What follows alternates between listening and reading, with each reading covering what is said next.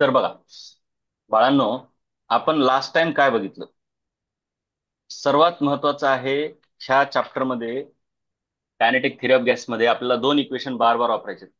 एक आहे pressure PV is equal to NRT, हे आयडियल गॅस इक्वेशन, बरोबर आहे का? स- हो सर.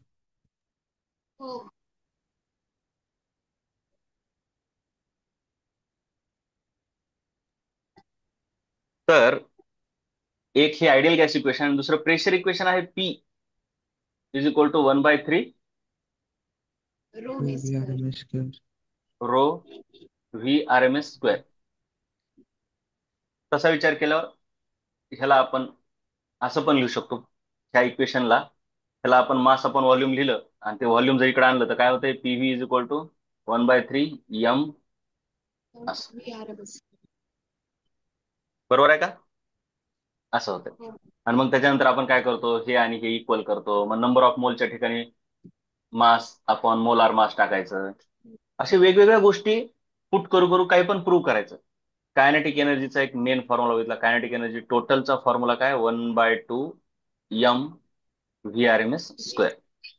त्यालाच कसं लिहितो? 1/2 total mass into V square bar. V R M S चा स्क्वेअर म्हणजे काय? Mean square velocity.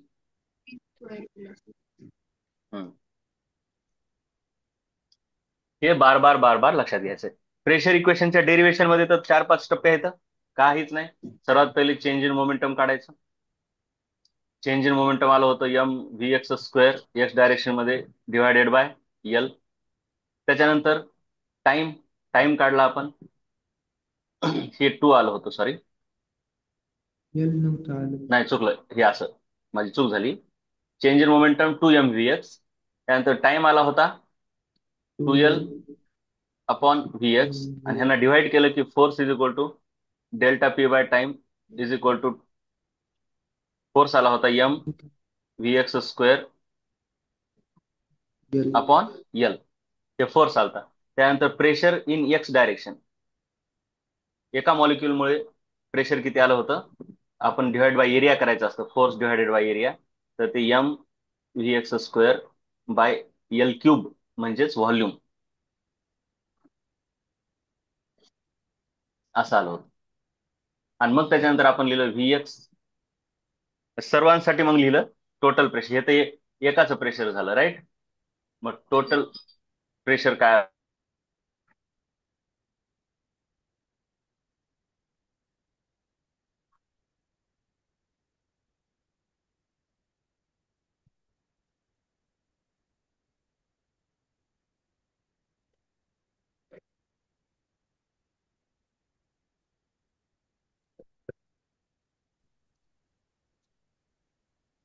तर असं एकाच आलं, मग सर्वांचं टोटल प्रेशर हे एका मॉलिक्युलसाठी झालं ना.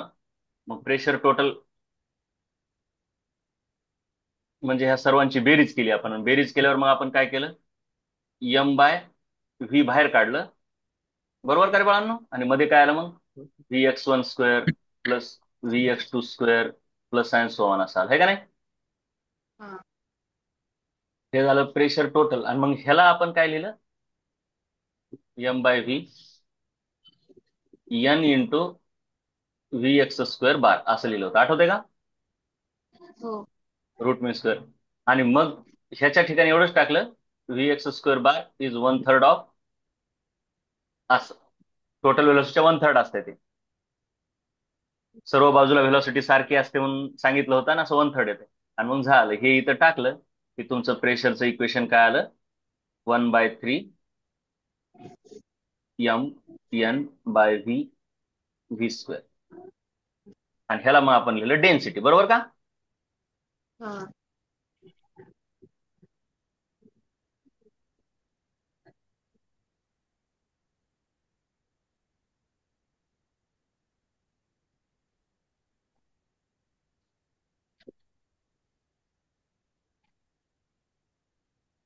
चलो, हे झालं प्रेशर डेरिवेशन. आणि मग त्याच्यावर आपण वेगवेगळे डेरिवेशन केले होते, वेगवेगळे डेरिवेशन केले होते.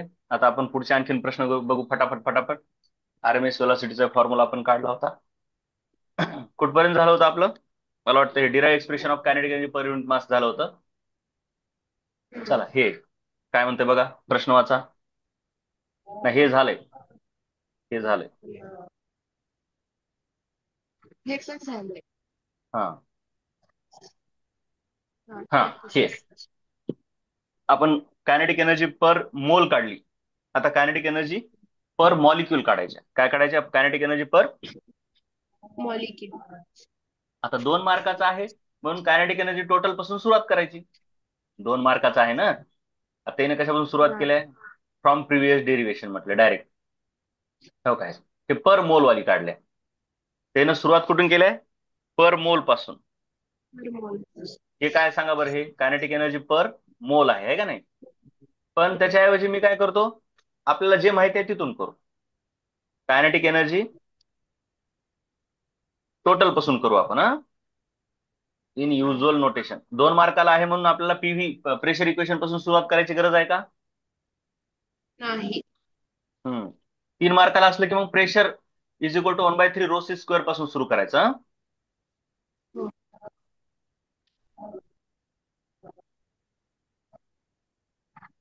नाही, इन युज्युअल काय लिहायचं? In usual.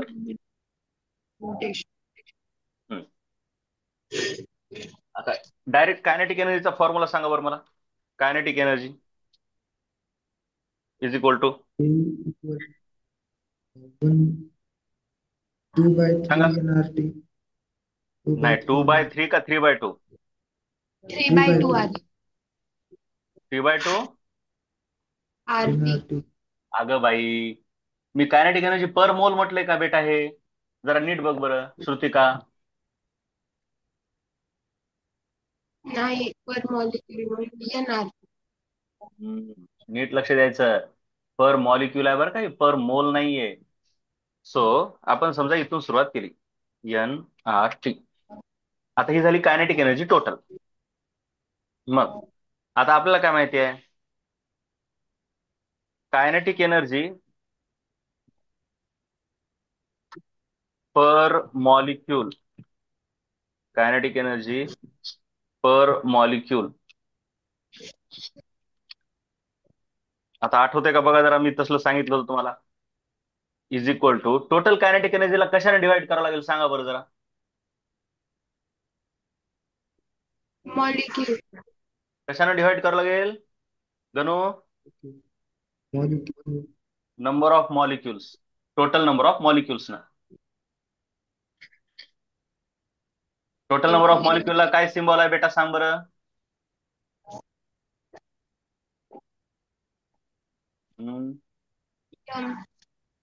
Total number of molecules साठी काय सिम्बॉल आहे सांग बरं जरा.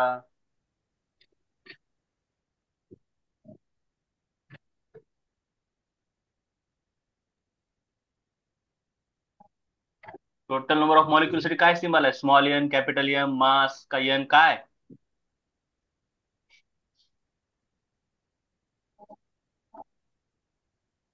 बघा. Capital N. हा, कॅपिटल एन हे विसरायचं नाही. आणि एन ए लिहिल्यावर काय असतंय? N Avogadro. हा, बर. मग आता केई बाय एन आलं बघा बाळांनो, केई बाय एन. पण के इज इक्वल टू वरून काय लिहिलंय आपण? 3/2 N NRT. R T divided by काय सांगा बरं? Capital N. Capital N. असं आलं. आता हे 3/2 होते बघा. आता ह्याला जरा मी लिहितो 3ला. आता बघा काय काय लिहितो बघा. 3 वर लिहितो, खाली 2 लिहितो. वर आणखीन काय काय सांगा बरं. एनआरटी. आता जरा नीट लक्ष द्या, मी कसं लिहितोय बघा ह्याला. 3/2 इंटू N/N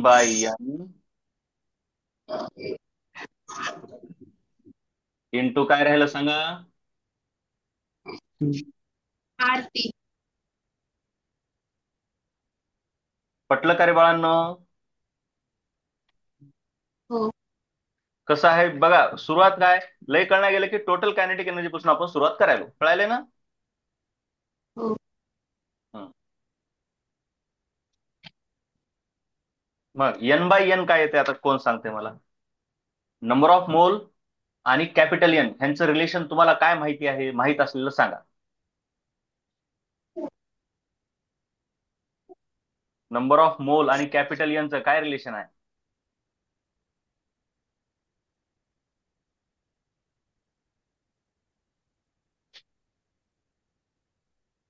नंबर ऑफ मोलचे फॉर्म्युले सांगा, चला तुम्हाला माहित आहेत ते.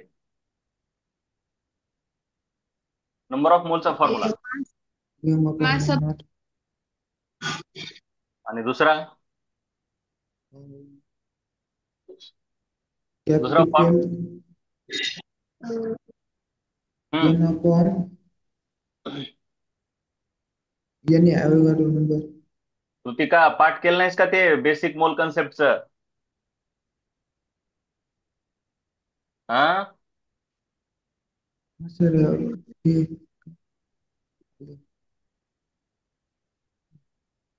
श्रुतिका, हा केलं नाहीस का म्हटलं ते पाठ? केलं. relation sir 1 upon Avogadro number. हे काय? हा, रिलेशन ते तर बघू आपण, परंतु हे यायला पाहिजे ना. बघा आता काय होतं मग हे. बघा, नंबर ऑफ मोल्स किंवा सिन्स किंवा ऍज. ऍज म्हणजे सिन्स, कारण का आपण काय वापरलं? Number of mole is equal to काय आहे सांगा? Capital N upon N A. यांनी मग ह्याच्यावरून एन बाय कॅपिटल एनचं काय येते सांगा? ह्याच्या ठिकाणी काय येईल सांगा? आणि 1 upon N. सांग श्रुतिका, काय येते? 1 बाय यांनी मग त्याला काय लिहिता येईल? 3/2 आर बाय एन ए. बरोबर आहे का? हो इंटू टी. बघा बरं, कळलं का? मग त्याच्यानंतर आर बाय एन ला काय लिहिता येते सांगा बरं जरा? आर बाय एन काय सांगा? KB KB हम्म. ते झेपायला का हे असं सर्व तिथल्या तिथं सुचलं पाहिजे आपल्याला काय वापरायचं काय नाही. KB is equal to R, आणि काय काय वापरलं ते खाली कसं ब्रॅकेटमध्ये लिहायलोय कळायला काय बाळांनो? बोर्डामध्ये सर्वच लिहावं लागतंय. ऍज. ऍज म्हणजे कारण का, कारण आम्ही N is equal to N by N वापरलं आणि KB is equal to R by N वापरलं. आणि आर आता त्याच्या ठिकाणी मग काय येते आता सांगा? Equal to 3/2 3/2 KBT 3/2 KBT. 3/2 KBT. Hence proved. झालं? Hence proved. हे बघा, 2-2 मार्काला येते तर काहीच नाही. उगच सुरू करायचं. आधी आपल्याला जे माहिती आहे तिथून सुरू करायचं, उगं डिवाइड करायचं. आणि माहित काय पाहिजे? हे फॉर्म्युले माहित पाहिजेत. हे फॉर्म्युले, number of mole, KB is equal to R by N A. मग लगेच त्याला वेगळं द्यायची गरज नाही हो. त्याला लगेच ह्याच्यातून तुम्हाला हे बी नाही लागलं पाहिजे की R is equal to KB into N A. ते तिथल्या तिथं तुम्हाला जमलं पाहिजे, फिरवता आलं पाहिजे. राईट? हे आलं पाहिजे, हे आलं पाहिजे. Density is equal to mass upon volume. मासलाच काय लिहिता येतं? N into sorry capital N into small M. Small M म्हणजे एका पार्टिकलचं मास, कॅपिटल एन म्हणजे टोटल पार्टिकलची संख्या. हे सर्व आपल्याला पाठ असावं लागतं. बार बार बार बार बार बार त्याचा यूज. आणि दुसरं कोण आहे आपलं? PV is equal to N R T. तसं तर PV is equal to N KBT पण आहे, विसरू नका, आहे का नाही? आणि दुसरं काय आलं आपलं? Pressure equation. PV is equal to 1/3 M V R M S square. असं आलं का? हो म्हणजे 1/3 रो सी स्क्वेअर. रोला तर विसरायचंच नाही. आणि त्याच्यानंतर ह्याच्यातून हे लक्षात, N R is equal to N KB, हे पण असेल माहिती. आणि कायनेटिक एनर्जी टोटल 3/2. मेन तर मुळात तर 3/2 मेन फॉर्म्युला काय? 1/2 एम व्ही स्क्वेअर. आणि त्याच्यावरून मग पुढे काय आलं? 3/2 एन आर टी. हे कायनेटिक एनर्जी टोटलचे आहेत फॉर्म्युले, टोटल. मग पर मोल काढायचं झालं की मोलनं डिवाइड करायचं, पर पार्टिकल काढायचं झालं की पार्टिकलच्या संख्येने डिवाइड करायचं, पर मास काढायचं झालं की मोलार मासने डिवाइड करायचं. काय असतं हे का नाही? आणि हे 2-2 मार्काला येतात प्रश्न असले. मेन टोटल माहित पाहिजे. 3 मार्काला प्रश्न आला की P is equal to 1/3 rho C square पासून सुरू करायचं. 2 मार्काला आला की डायरेक्ट कायनेटिक एनर्जी पासून सुरू करायचं.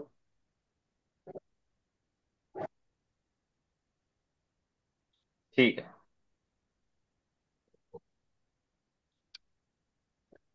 पुढे काय, ह्याची काय गरज नाही आता. ह्याची काय गरज नाही, आपण आपल्या पद्धतीने केलेलं आहे, काय टेन्शन नाही. आता हा इथं पुढे काय म्हणतंय हे बघा. इंटरप्रिटेशन, ह्याच्यावरून काय म्हणता येतं हे जरा महत्वाचं आहे. ह्या प्रश्नावरून काय म्हणता येतं बघा. Absolute temperature is a measure of average translational kinetic energy per molecule. म्हणजे थोडक्यातून असं म्हणता येते, कायनेटिक एनर्जी पर मॉलिक्युल मध्ये हे 2 तर कॉन्स्टंट आहेत, हे का नाही? म्हणजे प्रोपोर्शनॅलिटी कशी लिहिता येते, कशी लिहिता येते प्रोपोर्शनॅलिटी, त्याने जे इंटरप्रिटेशन दिले त्याला मॅथमॅटिकली काय लिहिता येते, मॅथमॅटिकली काय लिहिता येते बघा. कायनेटिक एनर्जी, हे इंटरप्रिटेशन जरी बोर्डात लिहिला गेलं तरी चालतंय, हे एक्स्ट्रा आहे. मॉलिक्यूल, हे काय लिहिलं मी, kinetic energy per molecule. Molecule is proportional to absolute temperature. Absolute temperature म्हणजे केल्विन मधलं, बरोबर का? हा. त्याला इंग्रजीमध्ये कसं लिहिलंय पुढे बघा बरं. दॅट इज, हा,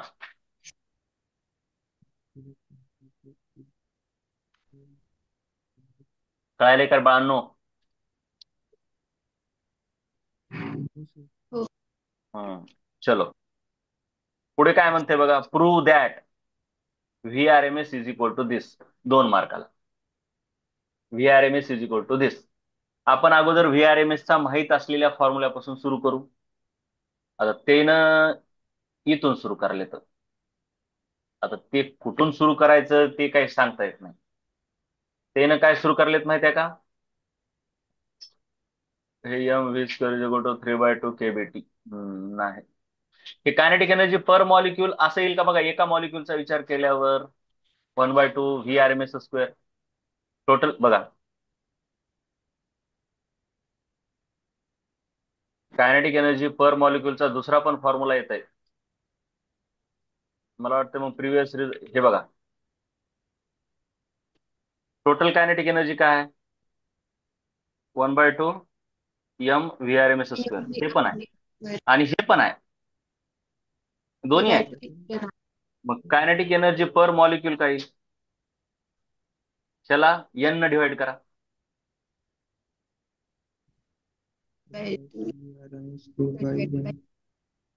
किंवा ह्याला एन न डिवाइड करा.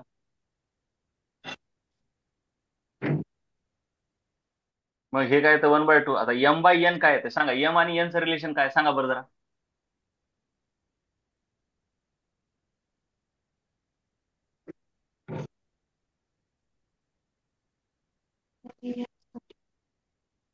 मास आणि नंबर ऑफ पार्टिकल कसे रिलेटेड आहेत बघा. वर पण लिहून दिले तुम्हाला, बघा कुठं दिसतंय का.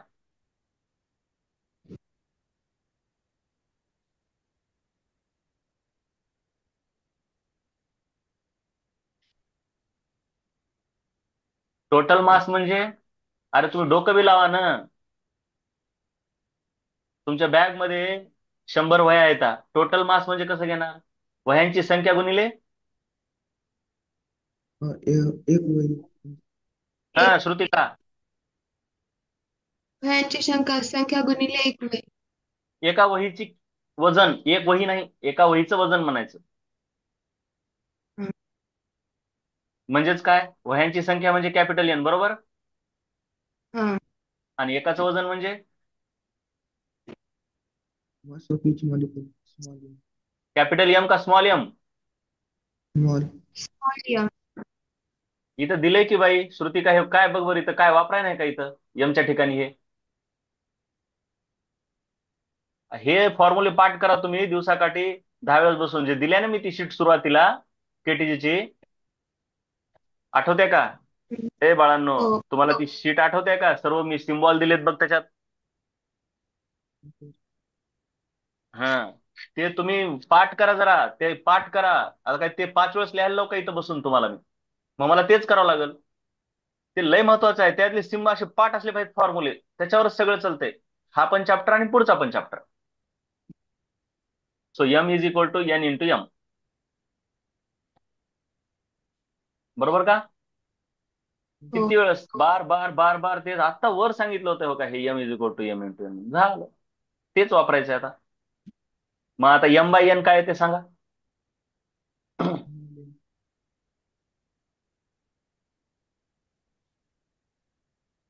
त्याच्याकडे बघून सांगा. Small M. झालं. म्हणजे कायनेटिक एनर्जी पर मॉलिक्युल म्हटलं की small M V R M S square, आणि टोटल कायनेटिक एनर्जी म्हणलं की कॅपिटल एम घ्यावं लागतं. बरोबर का? टोटल म्हणलं की टोटल मास. बरोबर का? हा. आणि हे काय येतंय? तेच म्हणजे ह्याच्या रूपातला फॉर्म्युला पण काढावा लागेल ना. हे एन बाय कॅपिटल एन काय येते? सर्वात पहिले तर एनचं रिलेशन काय सांगा, नंबर ऑफ मोलचं कॅपिटल एन सोबत. ते एन बाय ॲव्होगॅड्रो. मग एन बाय कॅपिटल एन काय येते? 1/. हा, मग आर बाय एन काय येते? ते आर के बाय बी. के बी. बरोबर का? हा. म्हणजे तुम्ही जसे ह्याचे दोन फॉर्म्युले आहेत टोटलचे, तसे कायनेटिक एनर्जी पर मॉलिक्युलचे हे दोन फॉर्म्युले आहेत. मग आपण वर जी शीट तयार केली एकदा सर्व फॉर्म्युल्यांची, जी की आपल्याला लक्षात ठेवायची आहे, ते प्रूव्ह पण करलो आपण. बघा, कायनेटिक एनर्जी पर मॉलिक्युल मध्ये मी हे लिहिलंय, पण आणखीन एक फॉर्म्युला काय, बेसिक फॉर्म्युला. एका मॉलिक्युलची कायनेटिक एनर्जी काय असते? एकदम सिंपल आहे ना. एका मॉलिक्युलचे म्हणजे त्याचं मास, मॉलिक्युलचं मास म्हणजे हाफ एम स्क्वेअर नसते का? हम्म. ते व्ही आर एम स्क्वेअर. बघा बरं, हे पटलं का जरा? हो. पटला का हा फॉर्म्युला? हो. हो सर. हे एका मॉलिक्युल साठी स्मॉल एम आणि टोटल साठी कॅपिटल एम, हे झेपायले काय? हम्म. हम्म. टोटल कायनेटिक एनर्जी म्हणलं की टोटल मास. एका मॉलिक्युलची कायनेटिक एनर्जी म्हणलं की एका मॉलिक्युलचं मास. ठीक आहे.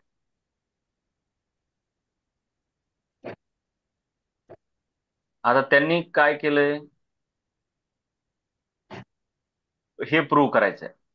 आता त्याने काय केलं, फ्रॉम प्रिव्हियस रिझल्ट म्हणायले तर की 1/3 V R M S square is equal to 3/2 KBT. आता सुरू कुठून करायचं हे जरा प्रॉब्लेमच असते. आता त्यानं सुरुवातच अशी केली. कायनेटिक एनर्जी पर मॉल, हे कशाचा फॉर्म्युला आहे सांगा बरं जरा. हे फॉर्म्युला कशाचा आहे? कायनेटिक एनर्जी टोटल का per molecule? Per molecule per kinetic energy. Molecule. From previous result म्हणून आपण असं लिहायचं नाही. आपण लिहायचं, कारण प्रिव्हियस म्हणजे पेपरमध्ये काय प्रिव्हियस प्रश्न असतो का? नाही. In usual Notation. नोटेशन्स.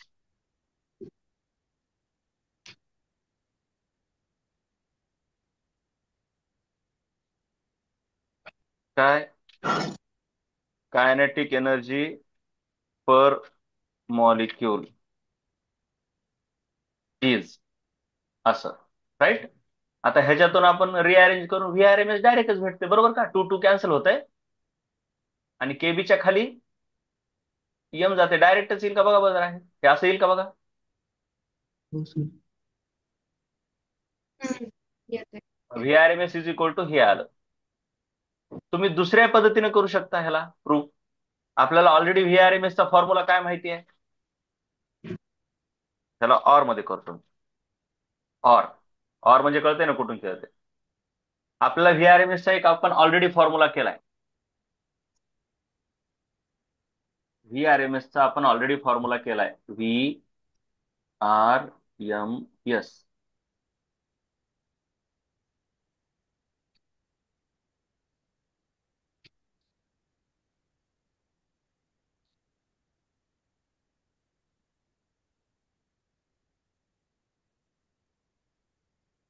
व्हीआरएमएस चा फॉर्म्युला पाठ आहे का? हो सर. काय? 3RT by M capital. Under Shrutika, root 3 RT by m. Under root 3 RT by m. M नाही ग बाई, सध्या आपण त्याला काय म्हणायलो? M not. हम्म. मग आपण काय लिहायचं? Or we know. पहिल्यांदा तर काय ते वी नो. त्यानं सांगितलंच नाही ना, इथून सुरू करा तिथून सुरू करा. मग आता ह्याच्यात केबी कसं आणायचं? केबी कसं येते सांगा बरं, कुणाच्या ठिकाणी येते केबी? केबी कुणाच्या ठिकाणी येतंय? ते आरच्या ठिकाणी येऊ शकतो. गुड गुड गुड, बहुत बढिया. आरच्या ठिकाणी कसं येतंय गणू? म्हणजे कसं येते सांगा बरं. KB by Avogadro R equal number. To R हा इक्वल सांग, टू काय के सांग बी तुला जे एन. जे सुचतंय ते सांग श्रुतिका. हा, नोटबुक वर लिहू शकता तुम्ही.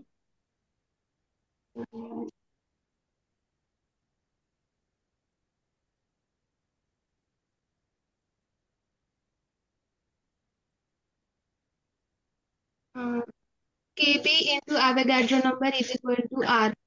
हा, मग केबी इंटू एन ठेवता येते. केबी इंटू एन हो ठेवता येते. मग मी काय ठेवणार बघा हो. ह्याला, आरच्या ठिकाणी KB into N.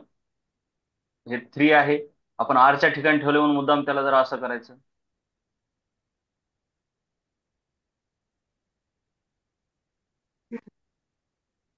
Bye M not.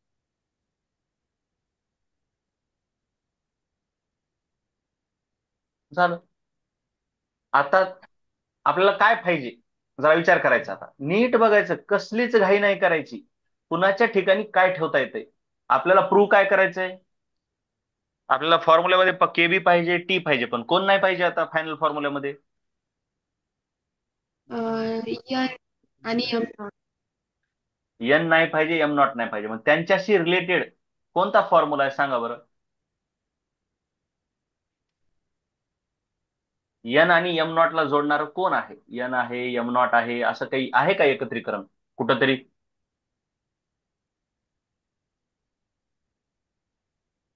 Number of मोल. थांबा जरा. एन बाय एम नॉट एक आहे ना, मग आपल्याला कसं करून त्याला काढायचं. थांबा, कसं काढता येईल मग. हा, एम म्हणजे एम नॉट असं आहे. हा, केव्ही इंटू एन चुकलं माझं, इथं चुकलं, इथं चुकलं. केव्ही इंटू एन नाही ना, काय माझं चुकलं का? इथं काय पाहिजे बेटा? यन नाही पाहिजे. N A. हम्म. आता ह्यांना जोडणारं कोण आहे? अवोगाड्रो नंबर पण येते आणि मोलार मास पण येते. असा कोणता फॉर्म्युला आहे? मला नंबर ऑफ मोलचा ते फॉर्म्युला. यन बाय यम येत आहे. नंबर ऑफ मोलचा फॉर्म्युला सांगा. यन बाय यन ए आणि M by M. M by M naught आणि N by N by. N A. मग हे दोघांना इक्वल करता येते का नाही? हो. मग त्यांच्यात रिलेशन आलं का? हा, यन बाय यम. आपल्याला काय पाहिजे बघा, एन ए अपॉन एम नॉटच पाहिजे का? हो. ह्याच्यावरून सांगा बरं, N A upon M nought काय येते ते? N by M. N by M. N A upon M nought is equal to N by M. हा, ह्याची गरज नाही, एवढं काढायची गरज नाही. डायरेक्ट आपल्याला काय माहित पाहिजे? एका मोलमध्ये पार्टिकलची संख्या आहे ही. बघा, आपण काय बघितलंय? आता ह्याला कसं जोडणार? स्मॉल मास सोबत कसं जोडायचं? स्मॉल मास, हा, तुम्हाला हे आठवतंय का? टोटल मास बरोबर एम इंटू एन आहे म्हणून. हो. हं. ठीक आहे, ह्याच्यात अवोगॅड्रो नंबर कसं आणायचं ते जरा अवघडच आहे. ठीक आहे, आता हे तुम्हाला कळणं जरा अवघड आहे. अचानक हे सुचत नाही. अचानक हे सुचत नसतंय. तुम्हाला मी तरी एक रेडीमेड रिझल्ट दिलाय बघा. एक रेडीमेड रिझल्ट दिलाय. एक रेडीमेड रिझल्ट कसा दिलाय बघा तुम्हाला.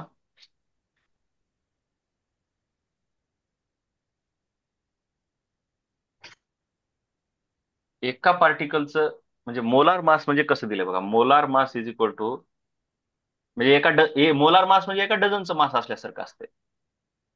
म्हणजे एका पार्टिकलचं मास गुणिले एका मोलमध्ये असणारी संख्या, हे असं दिलंय का बघा बरं तुम्हाला जरा. एक हे लक्षात राहू द्या. आणि टोटल मास म्हणजे एका पार्टिकलचं मास गुणिले एन, हे राहील का लक्षात बघा. गणू, हो सर. हे तर ऑलरेडी तुम्हाला माहिती आहे. हे बी दिलंय मी त्या ह्याच्यामध्ये. म्हणजे एका मोलचं मास म्हणजे काय. एका मोलचं मास, मोलार मास म्हणजे एका मोलचं मास, एका पार्टिकलचं मास गुणिले एका मोलमध्ये असणारी संख्या. अवोगॅड्रो नंबर म्हणजे काय, एका मोलमध्ये असणारी संख्याच आहे का नाही. हो सर. हो. जरा थोडस बघा, जरा कळायलंय ना.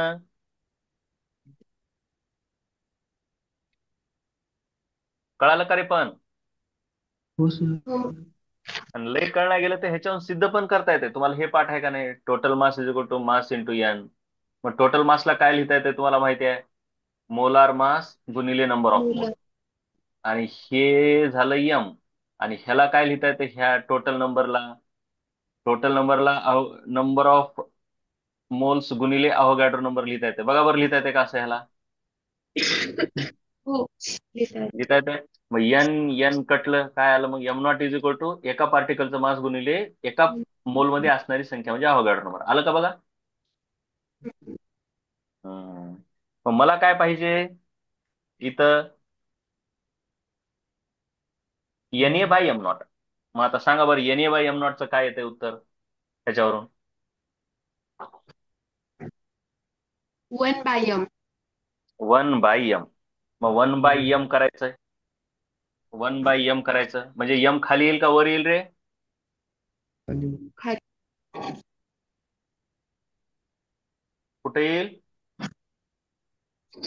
खाली. बघा बरं, झालं का प्रूफ. हो. ऍज किंवा युझिंग. युझिंग म्हटलं की वर लिहावं लागतंय, आणि वापरलं आणि त्याच्यानंतर सांगायचं झालं की ऍज किंवा सिन्स. कारण आम्ही काय वापरलं, पहिल्यांदा वापरलं आर इज इक्वल टू, बोला.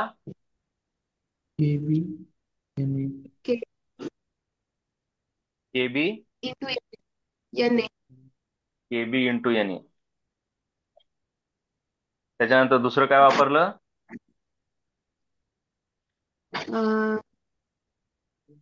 And one N by A N. Upon M nought is equal to, काय वापरलं. One M by N. M N. बरोबर का. दोन पद्धतीने आपण ह्याला प्रूव्ह करू शकतो. तर सहसा गाईड मध्ये जे दिलंय त्या पद्धतीनेच होईल तेवढं करायचं. कळलं का बघा बाळांनो. हो, कळलं. आता हे प्रश्न काय असले, प्रश्न काय आहे, एका मार्काचे प्रश्न काय वापर. तुम्हाला एक्झॅक्ट व्हॅल्यू काढायची आहे का दोन कम्पेअर करायचे, आता आधी ते ठरवा. कम्पेअर. हा, कम्पेअर करायचंय. कम्पेअर करायचंय. बर.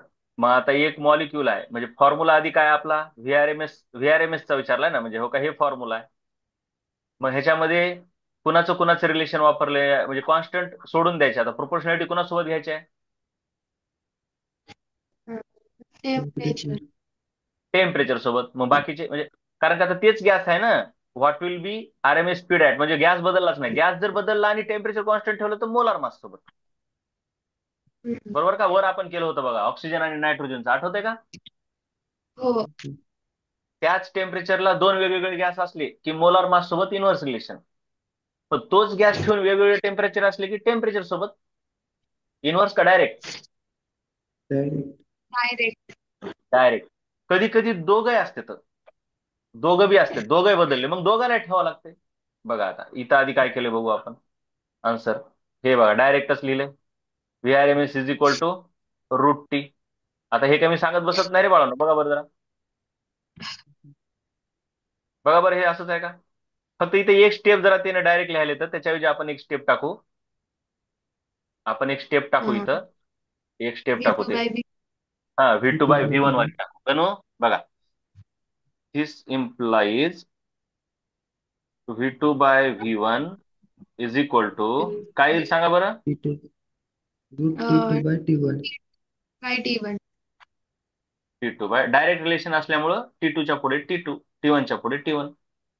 हे असं. इथं जरा चुकलं, थांबा.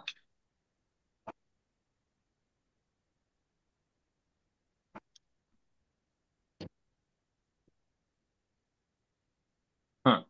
आणि मग त्याच्याहून पुढे ते कळलं का रे. आणि मग आता व्हॅल्यू हो. टाकल्या आणि उत्तर रूट टू मध्ये आलं बघा. आता रूट टू असलं का नाही ऍक्सेप्टेबल असते, त्याला काही प्रॉब्लेम नाही, तुम्ही ठेवू शकता. पण त्यांनी तसं ठेवलेलं नाही, त्यांनी काढले बरं का उत्तर शेवटी. मग आता जर तुम्ही व्हॅल्यू काढायची म्हणली तर कशी काढणार ह्याची. आता त्या म्हणजे 400 इंटू काय केलंय ते सांगा बरं जरा. हा? 1.1. 1.41. बरं, एक मिनिट थांबा जरा.